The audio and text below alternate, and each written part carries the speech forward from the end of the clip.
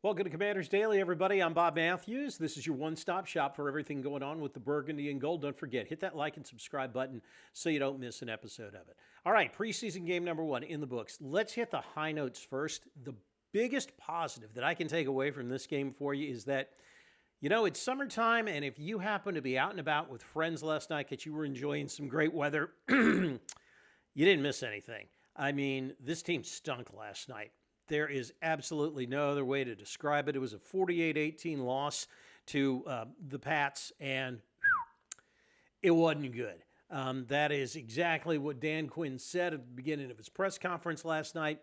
Granted, hardly any of the starters played. I mean, if you want to consider Johnny Newton a starter, Trey Amos a starter, and we're going to talk about the two of them in a couple of minutes, okay, then you can say that, 9 of the 11 starters on defense didn't play. And you could tell. And granted, Drake May, the Pats starting quarterback, did go out there for a couple of series, and he was very, very efficient against the backups. So let's go ahead and talk about the things we saw that we liked, because that list is not going to be very long at all.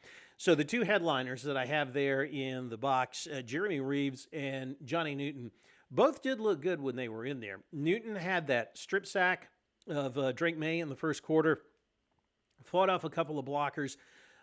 That's huge to see that. I'm really glad to see Johnny Newton flashing here in preseason game number 1, because let's face it, they're going to depend on him this year. I mean, he's going to have a big role to play on this defense now that Jonathan Allen's not here. So to see Newton do well yesterday, I really, really liked.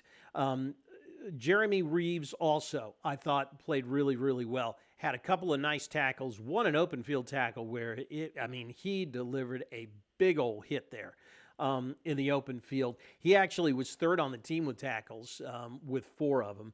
Newton, in case you were keeping track of it, had 3 tackles, 2 of them solo. So to see those two guys, yeah, that is a really good thing. Reeves, obviously, our all-pro special teams guy. If he keeps playing like this, he could see some legit snaps there in the secondary. And it just goes to show you how fast things change in the NFL. I mean, last year we were saying how the secondary was such a concern. If you've got Revo playing well, Noah Igbenogany played pretty well, and Trey Amos played well. Now maybe this year the secondary is a little bit of a strength. I actually loved what I saw out of Trey Amos. So May had a post corner route into the end zone in the first quarter. Don't remember the receiver, but the important thing was that Amos didn't get beat. In fact, he was step for step with the guy and broke up the pass. So really, really liked what I saw out of Trey Amos. The moment didn't look too big for him. You compare him to, unfortunately, what we saw with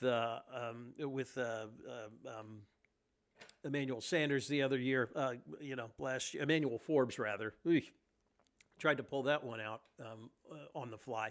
But, you compare him to Emmanuel Forbes' rookie year. Right now, it's no comparison. Again, we got a long way to go. It was one game. The Pats aren't going to have much of a vertical game this year. But, hey, I liked what I saw from Trey Amos, as well as Reeves and Johnny Newton. Now, as far as what was bad, well, there was plenty of that. And it starts with the run defense, which was absolutely awful. Now, remember, again, most of the starters on defense didn't play. So these are the backups we're talking about. But again, then that brings into question the depth.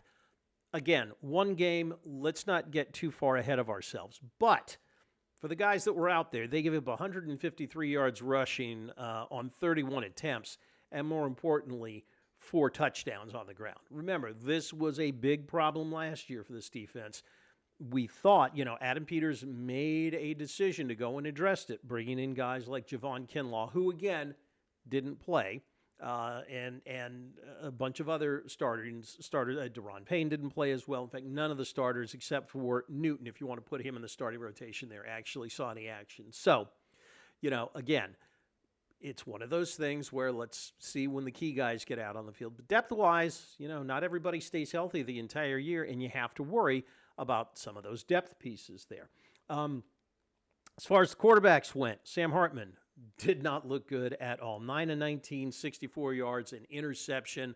The receiver stumbled on it, but still, Hartman just let the guy, he was trying to throw back across the field, and the defensive back just completely jumped the route.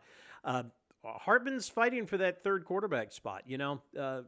We thought Josh Johnson was coming in here just to be a training camp arm so that, you didn't have to play Marcus Mariota here this week. Johnson didn't do badly, all things considered. 15 out of 22 for 173 yards, 1 touchdown, 1 interception. He's been around. He knows the offense. Is he going to push Hartman for the number 3 job? At this point, I still don't think so, but you would like to see a little bit more than we got out of Sam Hartman. I was a little disappointed in Ja'Cory Croxy-Merritt. We've heard so much about Bill Merritt here in the preseason, in training camp, in OTAs. Just 7 rushes for 24 yards. Did rip off a 9-yarder, but by and large, I was looking for him to flash a little bit more than he did. And, of course, special teams. What can you say? I mean, they were just downright awful. You give up a touchdown run, you give up a touchdown on the opening kickoff. That pretty much sets the tone, doesn't it? And then to make matters worse, they gave up a 62-yard kickoff return to Antonio Gibson. So not real good there.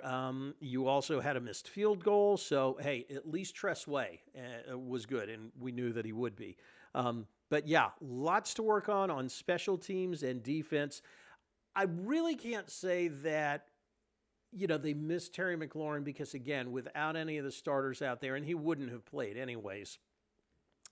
So don't expect what you saw from the wide receivers last night to directly impact that, that contract process. Ja'Cory Brooks was the best of the bunch, had 5 receptions for 55 yards. Lawrence Cager caught a 53-yard pass from, and I think it was from Johnson. That was pretty much about it.